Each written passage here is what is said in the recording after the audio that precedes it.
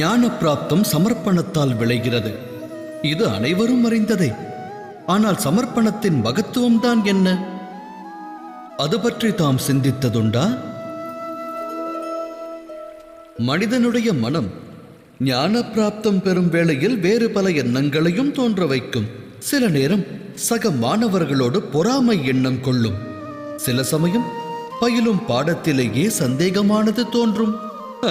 சில சமயங்களில் குருவால் வழங்கப்படும் தண்டனை மனதில் அகங்காரத்தை விளைவிக்கும். என்ன, நான் கூறுவது உண்மைதானே? இதுபோல் பற்பல எண்ணங்களானது மனித மனதினை வேறுபடுத்தும்.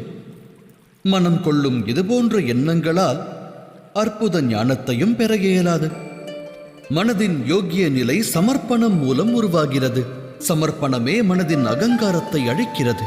ஆணவம், துவேஷம், பொறாமை அனைத்தையும் ஒழித்து இதயத்திற்கு சமர்ப்பணம் நிர்மலமான நிம்மதியை அளிக்கிறது. உண்மை யாதெனில் இந்த அகிலத்தில் என்ற ஞானத்திற்கோ ஞானிகளுக்கோ மதிப்பென்பதில்லை. குரு தத்தாத்திரேயரோ அன்னப்பறவை மற்றும் பசுவிடமிருந்தும் ஞானம் பெற்றார். விளங்குவதென்ன? அது பிரம்ம ஞானமானாலும், வாழ்க்கை ஞானமானாலும், இல்லை குருகுலத்தின் கல்வி ஞானமானாலும், அதன் பிராப்தத்தை பெற குருவை விட மகத்துவமானது அந்த குருவிடம் கொள்ளும் சமர்ப்பணமே.